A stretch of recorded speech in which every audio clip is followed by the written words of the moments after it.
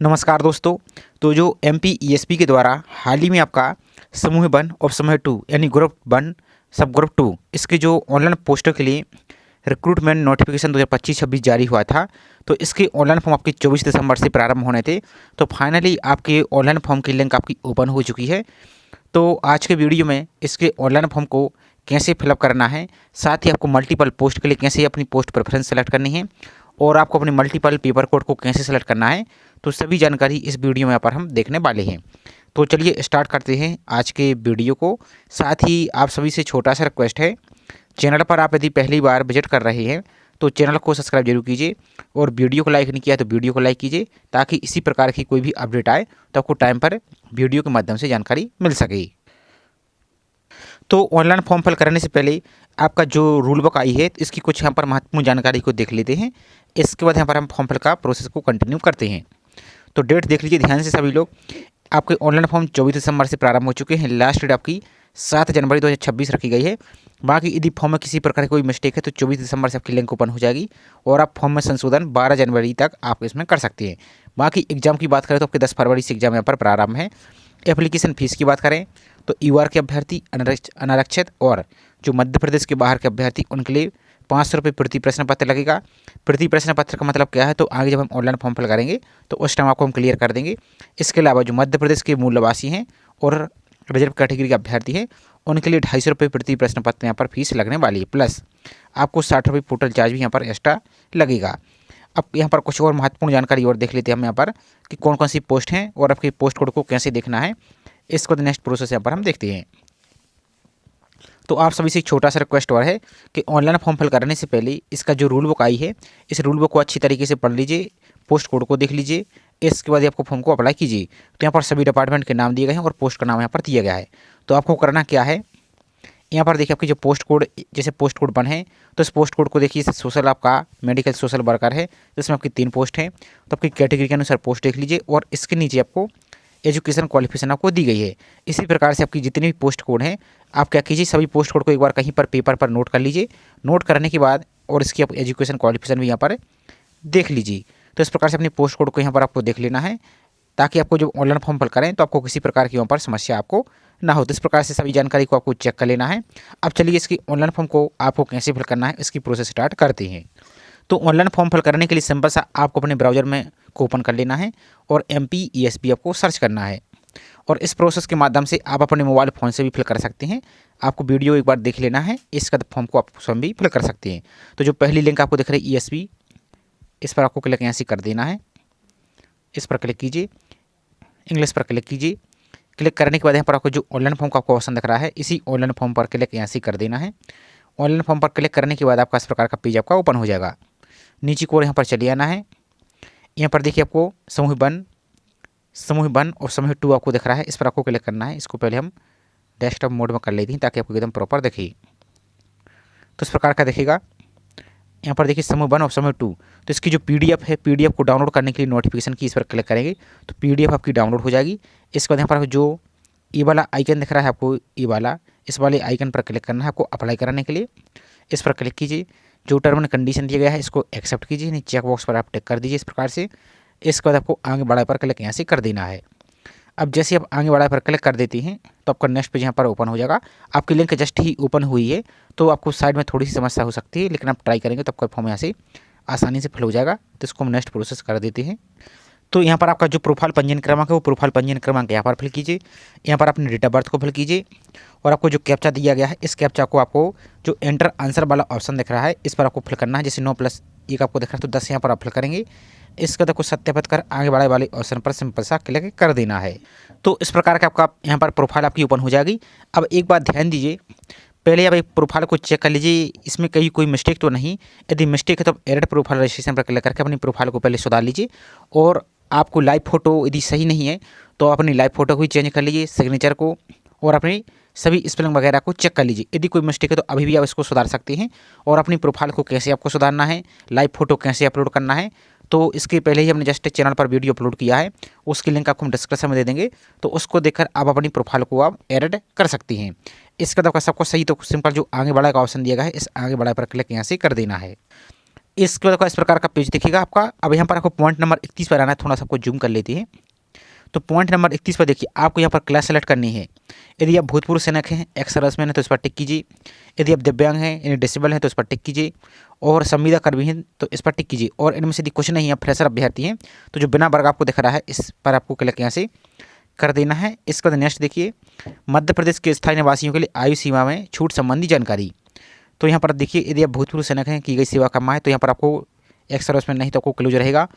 अब इसके बाद यहाँ पर देखिए पॉइंट नंबर 33 कि आप शासकीय विभागों, निगमों, मंडलों या स्वायत्त शासी निकायों या होमगार्ड हैं। यदि आप हैं तो यस करेंगे, यदि नहीं है तो नो पर क्लिक करेंगे। यदि आप हैं तो यस करेंगे आपको इस प्रकार से, और नहीं है तो नो पर इस प्रकार से क्लिक आपको कर देना है। इसके बाद नेक्स्ट है कि आप 1/1/1963 के बाद राष्ट्रीय छात्र सेना में पूर्णकालिक कैडेट अनुदेशक के रूप में भर्ती किए गए हैं। यदि किए गए तो हाँ पर, नहीं तो नहीं पर ही इस प्रकार से टिक करना है।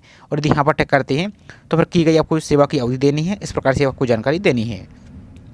इसके बाद नेक्स्ट पॉइंट नंबर 36 कि आप मध्य प्रदेश शासन के अधीन छटनी शुदा कर्मचारी हैं।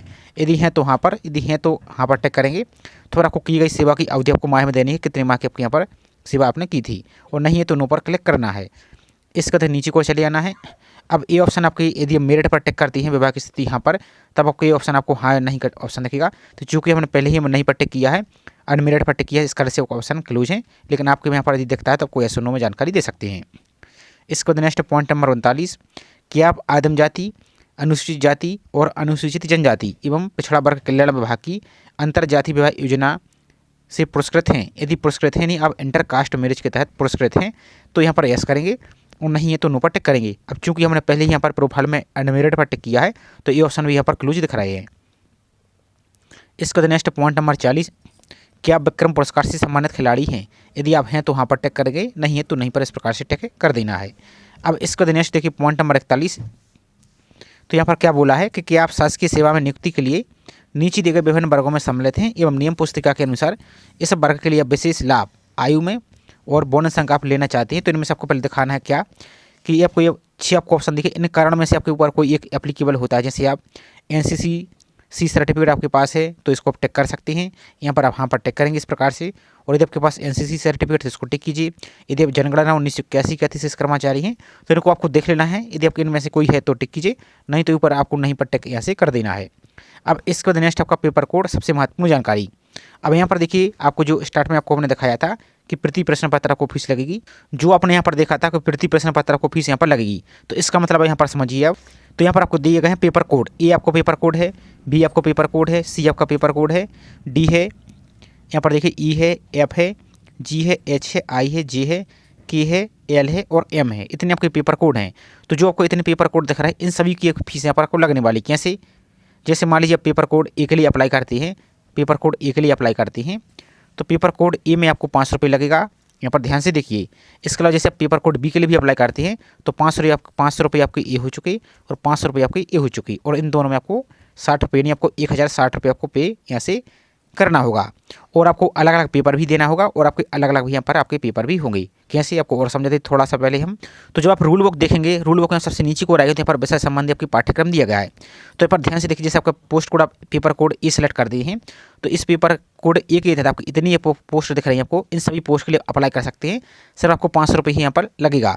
और आपका सिलेबस क्या रहेगा? आपका समाजशास्त्र और मेडिकल सोशल वर्कर आपका PG लेवल का ये सिलेबस रहने वाला है। इसका आपको सिर्फ एक ही पेपर यहाँ पर होगा। और मान लीजिए यदि आप पेपर कोड बी के लिए भी अप्लाई करते हैं तो पेपर कोड बी के तहत आपकी इतनी पोस्ट आपकी आ रही है, तो इन सभी पोस्ट कोड के लिए भी अप्लाई कर सकते हैं। सिर्फ आपको इसके 500 रुपये यहाँ पर लगेंगे, और इसका भी आपको अलग से पेपर होगा। इसमें आपका सिलेबस आपका सांख्यिकी का रहेगा, आप यहाँ पर समझ सकते हैं। और यदि आप एक से ज़्यादा पेपर कोड के लिए अप्लाई करते हैं, ध्यान से देखिए, जैसे फॉर एग्जाम्पल के लिए हम पेपर कोड ए और पेपर कोड बी के लिए अप्लाई करते हैं तो इन सभी पोस्ट के लिए यहाँ पर हम सेलेक्ट कर सकते हैं। तो चलिए आपको हम यहाँ पर किसी एक पेपर कोड को सेलेक्ट करके आपको हम यहाँ से दिखा देते हैं, और इसी प्रकार से सभी पेपर कोड को देखते जाइए। और यहाँ पर सिलेबस आपका सभी का यहाँ पर आपका अलग अलग यहाँ पर दिया गया, तो इसी प्रकार से सभी को आपको यहाँ से देख लेना है। तो आप जिस पेपर कोड के लिए एलिजिबल हैं सिर्फ आप उसी पेपर कोड को सिलेक्ट कीजिए, और आप चाहें तो मल्टीपल पेपर कोड के लिए भी सिलेक्ट कर सकते हैं। तो जैसे यहाँ पर पेपर कोड हम बी को सिलेक्ट करते हैं, और आप चाहें तो ए को भी सिलेक्ट कर सकते हैं, और इनमें से आपके पास जो भी यहाँ पर एलिजिबिलिटी है इनमें से आप सभी को भी यहाँ पर आप इस प्रकार से सिलेक्ट कर सकते हैं। तो सिर्फ आपको हम दिखाने के लिए किसी एक पेपर कोड को सिलेक्ट कर देते हैं, और आप चाहें तो मल्टीपल को भी टिक कर सकते हैं। तो जैसे यहाँ पर हम सांख्यिकी वाले को सिलेक्ट कर देते हैं तो यहाँ पर आपकी फीस कितनी लगेगी? आप 500 UR वाले अभ्यर्थी के लिए +60, इस प्रकार से 560 रुपये आपको पे यहाँ से करना होगा। इसके बाद आपको नीचे को यहाँ पर चले आना है। अब यहाँ पर आपको ऑप्शन दिख रहा है जो click here to select preference, इस पर आपको क्लिक करके अपनी पोस्ट कोड को यहाँ पर सेलेक्ट करना होगा। तो अब यहाँ पर ध्यान से देखिए, हमने सिर्फ पेपर कोड बी के लिए यहाँ पर सेलेक्ट किया है, बाकी इन पर किसी प्रकार भी हमने टिक यहाँ पर नहीं किया है। तो अब यहाँ पर देखिए, अब पेपर कोड बी के तहत जितने भी यहाँ पर आपकी पोस्ट आ रही है इन सभी को यहाँ पर आप टिक कर सकते हैं। अब इनकी प्रेफरेंस आपको कैसे भरना वो यहाँ पर समझ लीजिए। जैसे फॉर एग्जाम्पल के लिए यहाँ पर देखिए आपकी जैसे ये दिया गया है, यहाँ पर देखिए जैसे पेपर कोड पोस्ट कोड यहाँ पर दिया गया है, यहाँ पर देखिए पेपर कोड बी ही आपका यहाँ पर है और पोस्ट कोड आपकी 1 है। अब जैसे इस पोस्ट कोड के लिए हम यहाँ पर फॉर एग्जाम्पल के लिए इस वाली पोस्ट कोड के लिए हम जो आपको दी गई है अटल बिहारी वाजपेयी आपकी शासकीय चिकित्सा महाविद्यालय विदिशा, जैसे फॉर एग्जाम्पल के लिए इस पोस्ट कोड के लिए और यहाँ पर इसकी क्वालिफिकेशन भी दी गई है। ध्यान से देखिए, इनमें से आपके पास क्वालिफिकेशन है तो ही आपको इन पर टिक करना है। तो इनमें आपकी यहाँ पर क्वालिफिकेशन मांगी गई, तो इस पोस्ट कोड के लिए हम पहले नंबर पर प्रेफरेंस रखना चाहते हैं तो इसको हम पहले क्रमांक पर यहाँ पर टिक करेंगे और इसके सामने आपको जो पोस्ट कोड यहाँ पर 8 दिख रहा है इसको हम यहाँ पर टिक कर देंगे। इसको टिक कीजिए इस प्रकार से, तो यहाँ पर आपकी पोस्ट प्रेफरेंस आपकी पहले नंबर पर आ चुकी। इसके बाद देखिए जैसे हम इस पोस्ट कोड के लिए हम दूसरे नंबर पर रखना चाहते हैं, इस वाले को दूसरे नंबर पर रखना चाहते हैं तो यहाँ पर जो हाँ का ऑप्शन दिया गया है इसको हम दूसरे नंबर पर इस प्रकार से टिक करेंगे हाँ पर, और इसके सामने जो 19 दिख रहा है इसको भी हम टिक कर देंगे। तो यहाँ पर देखिए आपकी पोस्ट कोड की आपकी जो प्रेफरेंस है यहाँ पर देखिए दूसरे नंबर पर आ चुकी है। और यदि आप मोबाइल से फिल कर रहे हैं तो आपको यदि इस प्रकार का शो नहीं हो रहा है तो आप क्या कीजिए, आप फायरफॉक्स ब्राउजर से अप्लाई करेंगे तो आपको इस प्रकार का ही यहाँ पर सब कुछ शो हो जाएगा। तो इसी क्रम से आपको सभी प्रेफरेंस को देना है। जैसे इसको हम यहाँ पर जैसे मान लीजिए इसके लिए एलिजिबल नहीं है तो यहाँ पर हम नहीं पर टिक कर देते हैं। इस तरह को हम सैंपल के लिए दिखा रहे हैं। और जैसे यहाँ पर देखिए आपको कोड यहाँ पर है, जैसे यहाँ पर 44 दिया गया है तो इसके लिए हम जैसे मान लीजिए तीसरे नंबर पर रखना चाहते हैं तो यहाँ पर हम इसको तीसरे पर टिक करेंगे इस प्रकार से और इसको हम टिक कर देंगे। तो यहाँ पर देखेंगे आप आपकी प्रेफरेंस यहाँ पर देख सकते हैं आपकी तीसरे नंबर पर आ चुकी है। अब मान लीजिए इसको हम पहले सभी को सेलेक्ट करके आपको दिखा देते हैं, फिर आपको क्या करना है वो समझ लीजिए। तो देखिए यहाँ पर हमने इस प्रकार से अपनी प्रेफरेंस को यहाँ पर भर दिया है। अब मान लीजिए यदि आप इन प्रेफरेंस में से किसी को भी आपको ऊपर नीचे करना है तो जैसे मान लीजिए फॉर एग्जाम्पल के लिए आपके जो पेपर कोड आपको 44 दिया गया इसको हम दूसरे नंबर पर रखना चाहते हैं तो इसको हम एक बार टिक करेंगे इस प्रकार से, इसको यहाँ पर टिक करेंगे। एक बार किसी एक पोस्ट कोड को यहाँ पर सेलेक्ट करना है तो आपकी पहले पर आ चुकी।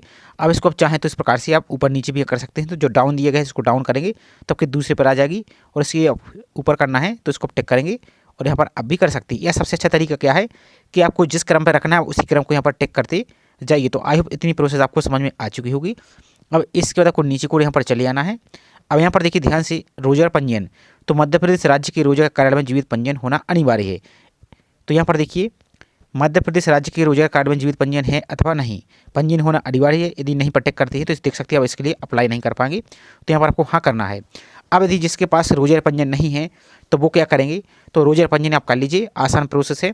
कैसे रोजगार पंजीयन करना है तो इसका चैनल पर ऑलरेडी वीडियो अपलोड है, लिंक आपको डिस्क्रिप्शन में मिल जाएगी। तो आप अपने घर बैठे मोबाइल फ़ोन से भी रोजगार पंजीयन को कर सकते हैं।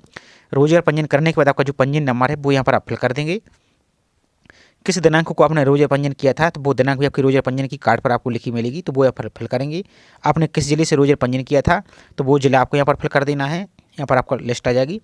इसके बाद नेक्स्ट देखिए यहाँ पर एक प्रोसेस और दिख रहा है, पॉइंट नंबर 43, आवेदित पद या पद हेतु नियम पुस्तिका के अनुसार न्यूनतम सेक्शन अर्हता व अनर्हता को आपने अच्छी तरीके से पढ़ लिया है, तद अनुसार आप सेक्शन अर्हता व अनर्हता रखते हैं तो यहाँ पर हाँ पर टिक करना है, यहाँ पर आप हाँ पर टिक कीजिए। इसके बाद नेक्स्ट है, क्या आपके पास समग्र आईडी क्रमांक है। अब जो मध्य प्रदेश के निवासी हैं यदि आपके पास समग्र आईडी क्रमांक है तो हाँ पर टिक कीजिए और यहाँ पर अपनी आपकी समग्र आईडी फिल कर दीजिए। और यदि समग्र आईडी नहीं है तो नहीं पर टिक कर दीजिए, ये मैंडेटरी नहीं है, अब इसको खाली भी छोड़ सकते हैं।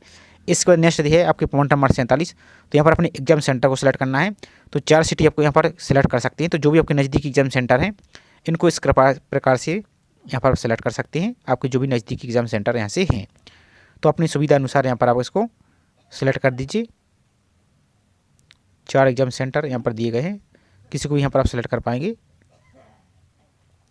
यहाँ पर 7 दे दी है इन्होंने, तो यहाँ पर देख लीजिए आपकी जो भी सुविधा है उस अनुसार यहाँ पर आप इसको सिलेक्ट कर लीजिए। 9, 10, 12 अभी इस टाइम यहाँ पर देखिए 12 एग्जाम सेंटर शो हो रही है। तो इस प्रकार से आपको एग्जाम सेंटर यहाँ पर शो हो जाएंगे, तो अपनी सुविधा अनुसार इन सभी को यहाँ पर आप सिलेक्ट कर लेंगे। इसके बाद आपको जो घोषणा पत्र दिख रहा है इसको टिक करेंगे, यहाँ पर आपको इसको टिक कर देना है और आपको आगे बढ़ाए पर सिंपल सा क्लिक यहाँ से कर देना है। तो इसके बाद जब नेक्स्ट आएंगे तो यहाँ पर आपको सबसे ऊपर देखिए आपको एक एप्लीकेशन नंबर जनरेट हो गया है, इसका पहले स्क्रीनशॉट ले लीजिए या इसको पहले नोट कर लीजिए।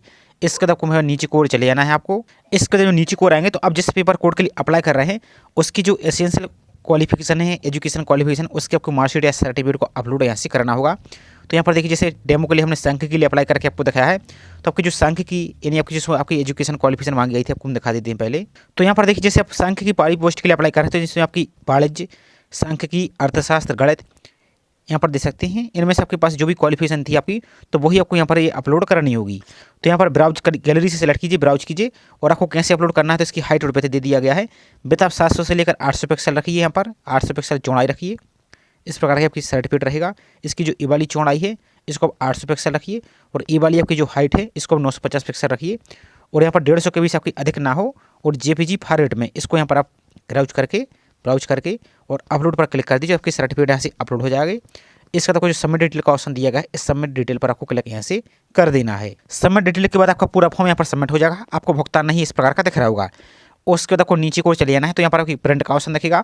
इस प्रिंट पर पहले आपको क्लिक करना होगा, तभी आपका जो प्रोसेस टू पेमेंट का ऑप्शन है आपका ओपन होगा। तो एक बार सिर्फ आप इस पर क्लिक कर दीजिए। क्लिक करने के बाद यहाँ पर आप एक बार बैक यहाँ से आ जाइए। बैक आने के बाद यहाँ पर आपको जो प्रोसीड टू पेमेंट का ऑप्शन दिया गया है इस पर आप क्लिक करेंगे तो आपको विभिन्न प्रकार के ऑप्शन आपको देखेंगे पेमेंट करने के लिए। तो यहाँ पर आपको इस प्रकार के विभिन्न प्रकार के ऑप्शन देखेंगे। आप जैसे यूपीआई से पेमेंट करना चाहते हैं, डेबिट कार्ड से, किसी भी माध्यम से पेमेंट करना चाहते हैं इसको कर सकते हैं। जैसे यूपीआई से करना है तो यूपीआई पर टिक करेंगे आप। यहाँ पर आपको पेटीएम या अन्य ऑप्शन यहाँ पर दी गए हैं, तो इनमें से किसी को भी यहाँ पर आप सेलेक्ट करेंगे इस प्रकार से। यहाँ पर आपको क्यूआर कोड से करना है तो क्यूआर कोड पर क्लिक करेंगे और यूपीआई से करना है तो यूपीआई से यहाँ से अपने पेमेंट को कर देंगे। पेमेंट करने के बाद अपने फॉर्म का प्रिंट आउट आपको जरूर ले लेना है और पेमेंट करने के बाद एक बार फॉर्म का जरूर चेक कर लीजिए कि आपका पेमेंट हुआ है या नहीं। पेमेंट चेक करने के लिए होम पेज पर आएंगे तो जो आपको एप्लीकेशन नंबर प्राप्त हो वो एप्लीकेशन नंबर यहाँ पर फिल करेंगे। आपके डेट ऑफ बर्थ को यहाँ पर फिल कीजिए और आपका जो प्रोफाइल का पासवर्ड है उस प्रोफाइल पासवर्ड को यहाँ पर फिल करके आप लॉगिन पर क्लिक करेंगे तो आपका फॉर्म यहाँ से पूरा ओपन हो जाएगा। तो इस प्रकार से पूरी प्रोसेस थी। और आपको यदि डॉक्यूमेंट अपलोड करने में समस्या आ रही है तो जो हमने प्रोफाइल पंजीयन को अपडेट करने की लिंक आपको वीडियो के डिस्क्रिप्शन में दी है, उसी में हमने सब कुछ आपको प्रोसेस बताई है, तो उसको आप देख सकते हैं। तो ये छोटी सी इन्फॉर्मेशन थी। आई होप जानकारी आपको पसंद आई होगी। जानकारी पसंद आई हो तो वीडियो को लाइक कीजिए और चैनल को अभी तक सब्सक्राइब नहीं किया है तो चैनल को सब्सक्राइब करके जरूर रखें इसी प्रकार की रेगुलर अपडेट पाने के लिए। तो चलिए मिलते हैं इसी प्रकार से एक और नई जानकारी के साथ। जय हिंद।